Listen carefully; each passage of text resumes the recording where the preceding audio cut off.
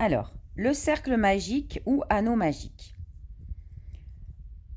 On commence par mettre 2 doigts comme ceci. On prend le fil, on le positionne devant avec l'extrémité en haut et on va tourner 2 fois vers la droite.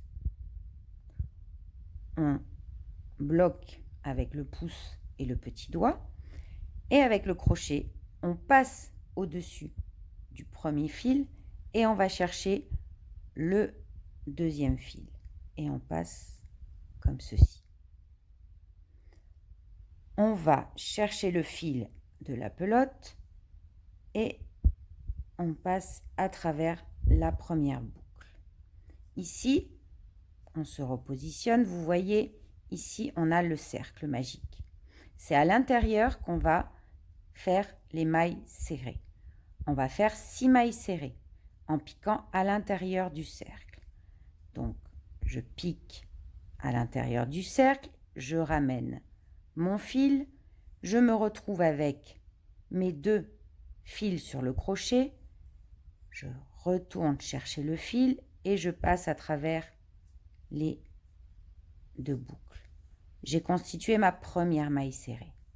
Je recommence toujours à l'intérieur du cercle, je pique à l'intérieur du cercle, je vais chercher mon fil, j'ai mes 2 fils sur le crochet, je retourne chercher mon fil, je passe à travers les 2 boucles, je constitue ma deuxième maille.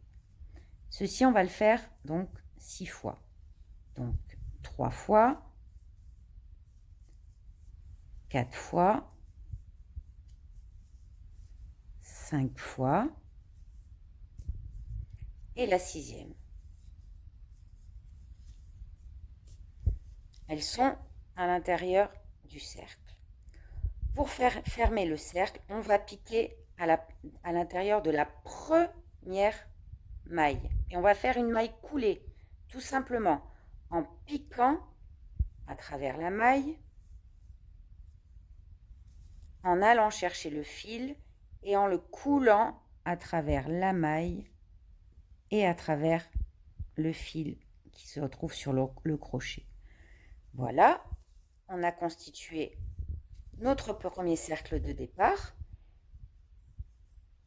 Et pourquoi anneau magique ou cercle magique?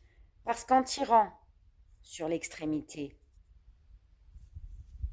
c'est comme un nœud coulant et on va pouvoir fermer complètement le cercle. On se retrouve avec notre petite fleur bien faite et sans aucun trou à l'intérieur.